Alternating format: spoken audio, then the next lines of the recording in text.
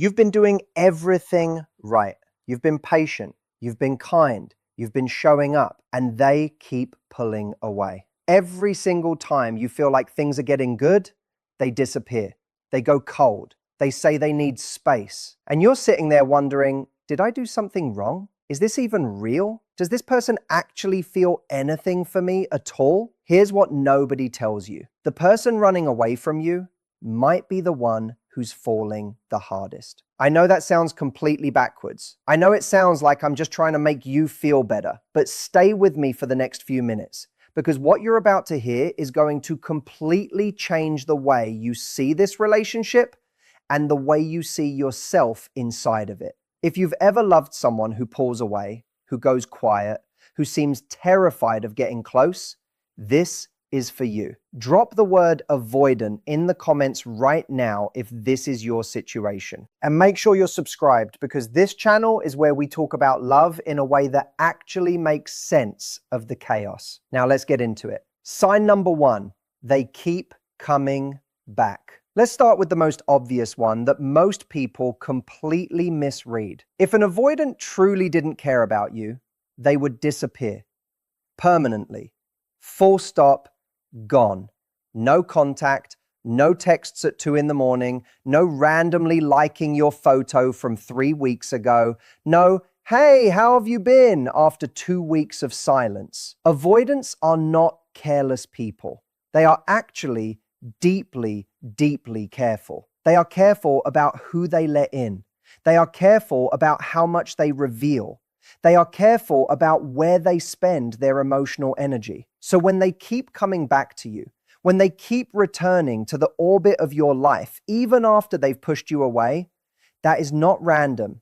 That is not casual. That is them being pulled toward you in a way they cannot fully control, and it is terrifying them. Here's the thing you need to understand about avoidant attachment. It wasn't born in a vacuum. It was built. It was built through years, sometimes decades of learning that closeness leads to pain, that needing someone leads to disappointment, that being vulnerable leads to rejection or shame or abandonment. And so the brain learned to protect itself. The brain built walls, high, thick, beautiful walls. And behind those walls, the person learned to function. They got good at being alone. They told themselves they preferred it, and then you showed up, and something cracked. And they don't know what to do with that crack, because every instinct they have is telling them to seal it back up, to go back to the safety of distance, to retreat to the version of themselves that doesn't need anyone. But they can't quite do it.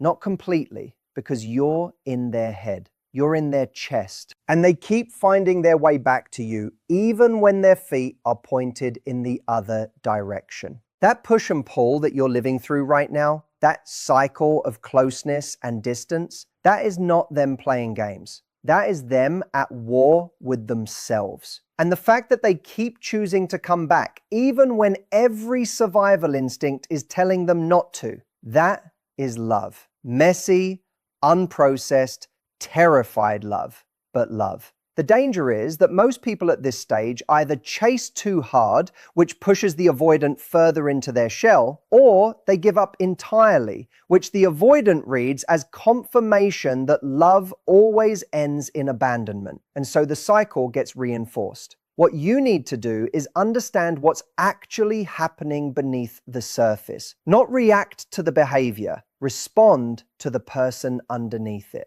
Sign number 2, they let you see something real. Avoidants are masters of surface. They are genuinely impressive in social situations. They know how to be warm, funny, engaging, interesting. They can make you feel like you're the only person in the room. They can talk for hours about ideas, about the world, about movies, about philosophy, about work. They can seem incredibly open. But here's the distinction. There is a difference between being socially fluent and being emotionally vulnerable. And avoidants almost never let their guard down enough to show you the second one. Almost never. So when they do, you need to pay attention, because if they've shown you something real, something raw, something that they don't typically show the world, that is not an accident. That is not them just having a moment. That is trust. That is an enormous thing for someone who has spent their whole life guarding themselves. Maybe they told you about something painful from their past. Maybe they admitted they were scared of something. Maybe they cried in front of you, or almost cried. Maybe they told you they don't usually open up like this. Maybe they said something like,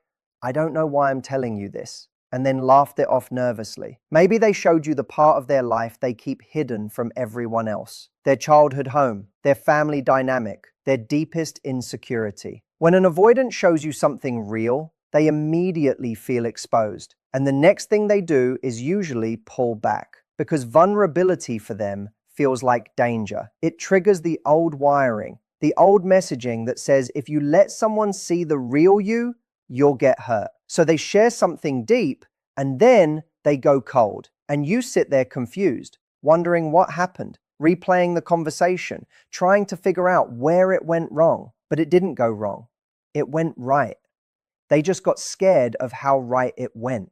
This is one of the most important patterns to recognize, because if you can learn to sit with the silence after an avoidant opens up, without panicking, without chasing, without demanding more, you become the safest person they've ever let in. And safety is exactly what they've been starving for their whole lives. They don't need someone who pushes them to open up more. They need someone who doesn't punish them for the opening they already gave. They need someone who receives what they share and doesn't weaponize it, who doesn't use it to create pressure or expectation, who just holds it quietly, steadily, like it's precious, because to them, it is.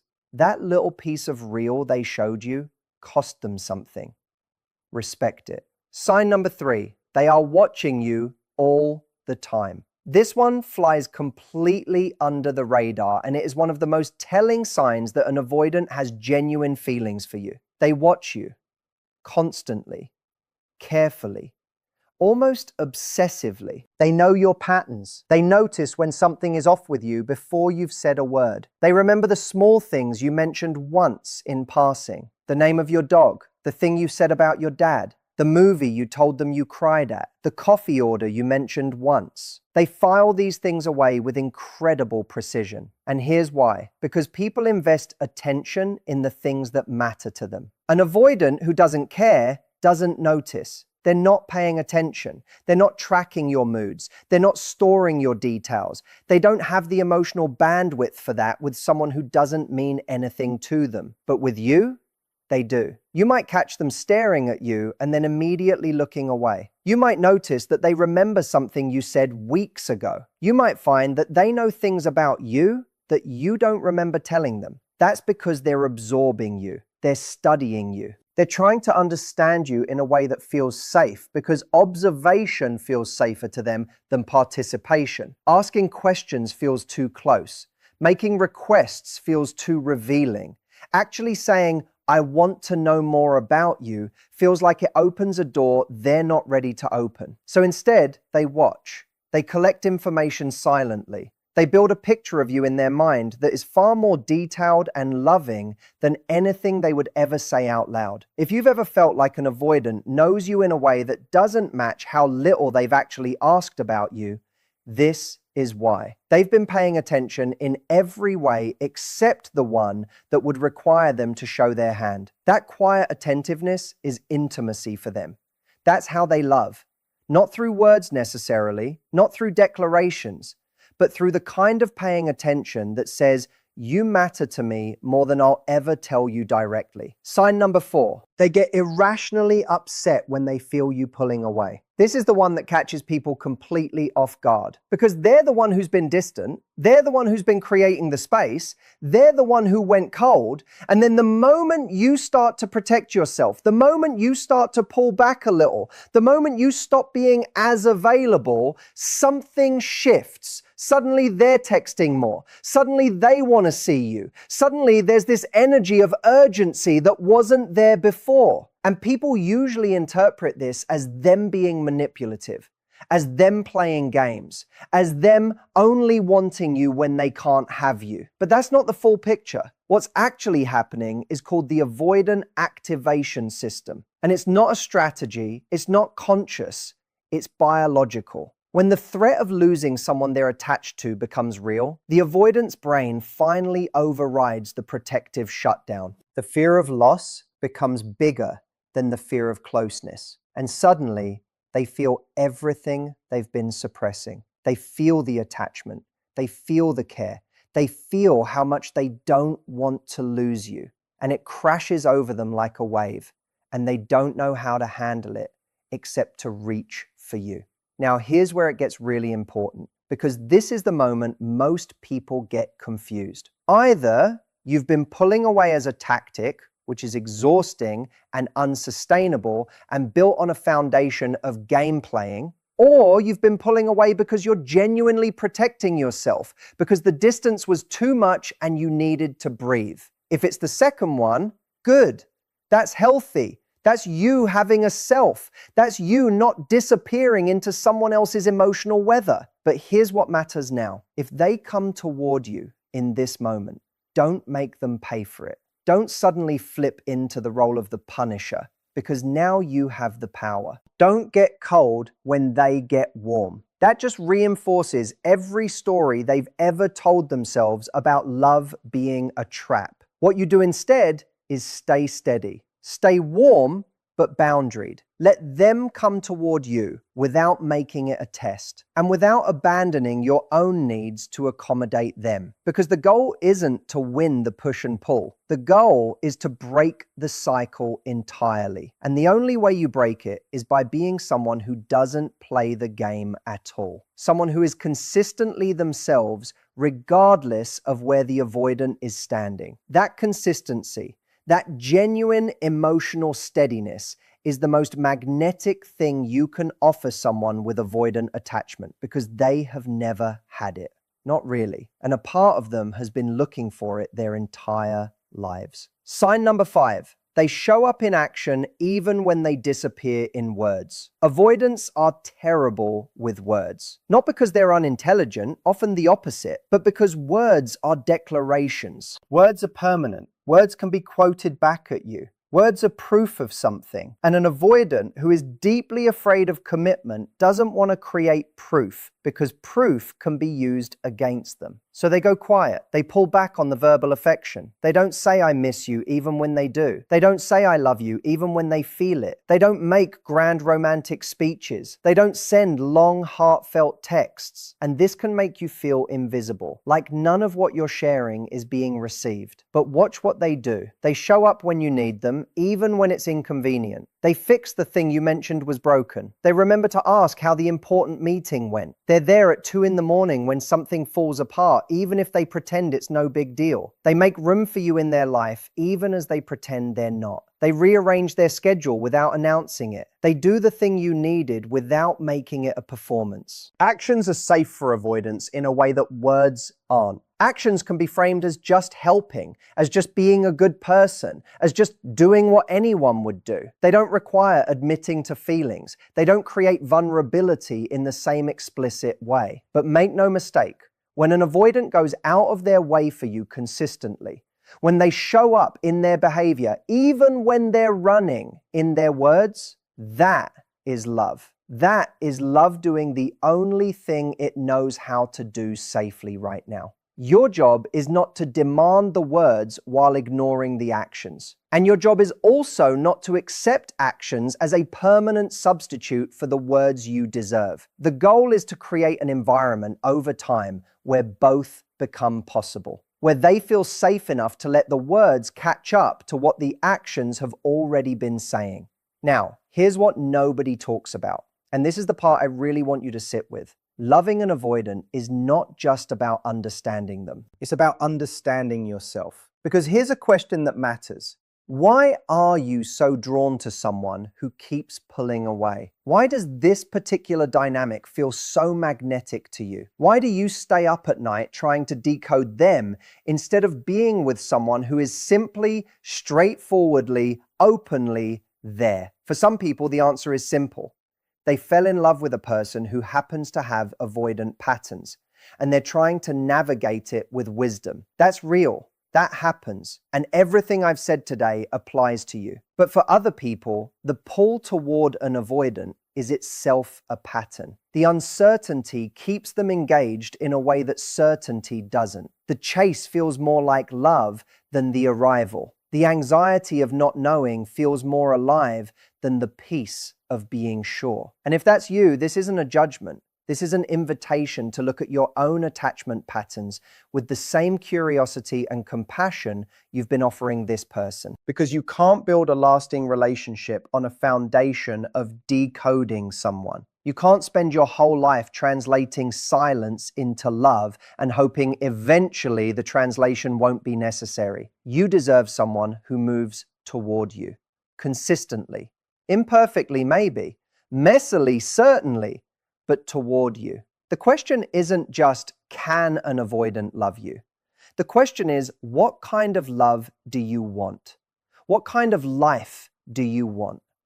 What do you deserve? And the answer to that question, whatever it is, needs to come from a place of real self-respect, not from fear of being alone, not from the hope that if you just figure out the right combination of patience and distance and warmth, they'll finally stop running. Not from the belief that love is supposed to be this hard. Sometimes love is hard because something real is being built through genuine difficulty. And sometimes love is hard because the foundation was never quite right. Only you can know which one this is. And you can only know it if you're honest with yourself in a way that requires real courage. Here's what I want you to take from everything we've talked about today. Avoidants are not broken. They are not lost causes. They are not incapable of love. They are people who learn to protect themselves in a world that at some point made vulnerability feel dangerous. And some of them,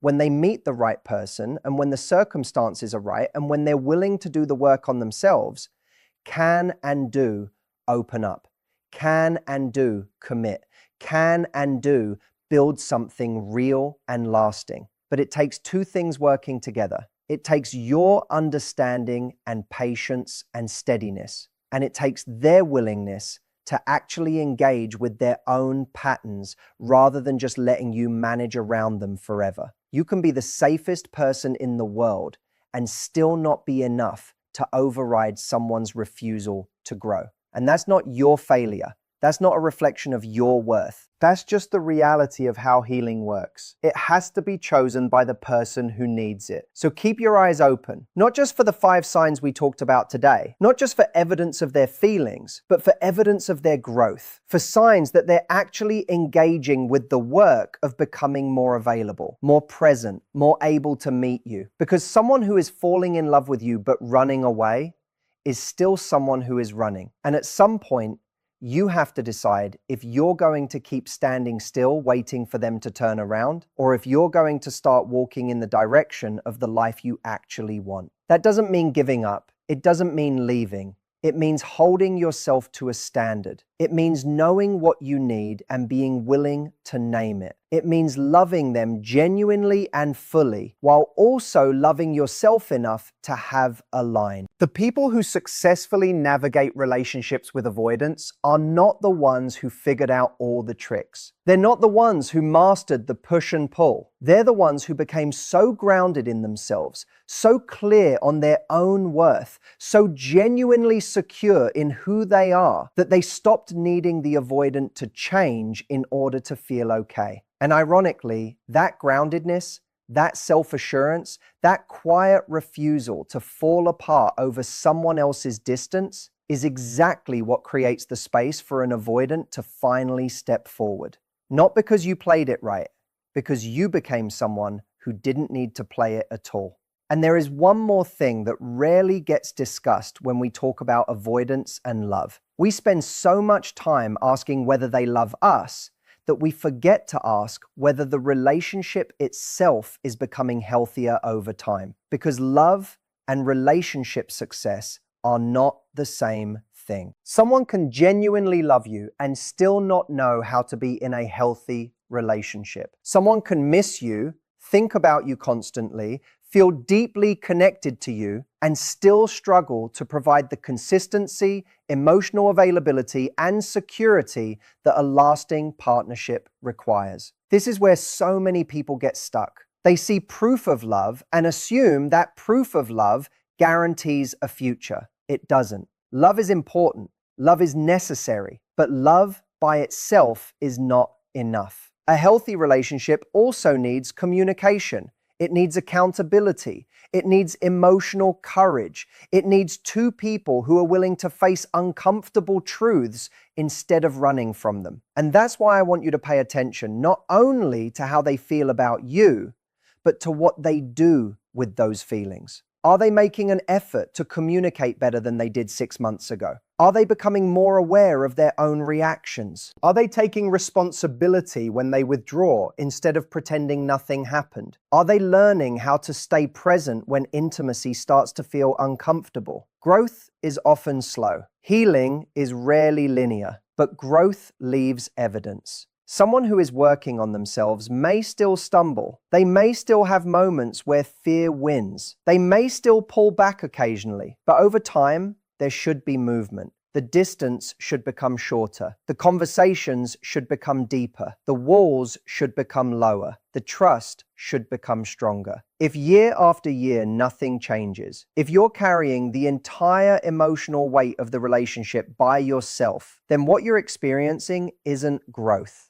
It's maintenance. You're simply learning how to survive a situation that never evolves. And that's an important distinction because your life is happening right now. Your happiness is happening right now. Your future is being built right now. You don't get those years back. That's why secure love is not about waiting forever. Secure love is about giving people room to grow while also respecting your own timeline, your own needs, and your own emotional well-being. A secure person doesn't force growth. They don't issue ultimatums every week. They don't try to control another person's healing journey, but they also don't abandon themselves in the process. They don't shrink their needs to make someone else's fears more comfortable. They don't convince themselves that breadcrumbs are a feast. They don't spend years accepting less than they truly need while calling it patience. And that balance is one of the hardest lessons anyone can learn. Because real love requires compassion, but self-respect requires boundaries. And mature relationships need both. The truth is that many avoidants are carrying wounds they never asked for. Experiences that taught them closeness was risky. Lessons that convinced them that depending on people would eventually lead to disappointment, rejection, or pain. Those wounds deserve compassion. But compassion doesn't mean sacrificing yourself. Compassion doesn't mean accepting permanent emotional unavailability. Compassion doesn't mean turning your entire life into a rescue mission. You can understand someone's pain without making that pain your responsibility to fix. You can love someone deeply without making them the center of your emotional universe. You can hope for their growth while recognizing that the decision to grow belongs to them. And perhaps that's the most important lesson of all. Your role is not to save them. Your role is not to heal them. Your role is not to carry them across a bridge they refuse to walk. Your role is simply to show up as the healthiest version of yourself and allow them the opportunity to do the same. If they meet you there, something beautiful can happen. If they don't, that tells you something important too. Not about your value, not about your lovability, not about whether you were enough, but about whether the relationship is capable of becoming what you need it to become. And sometimes the bravest thing you can do is accept that answer. Not because you stopped loving them, but because you started loving yourself too. That kind of self-respect changes everything.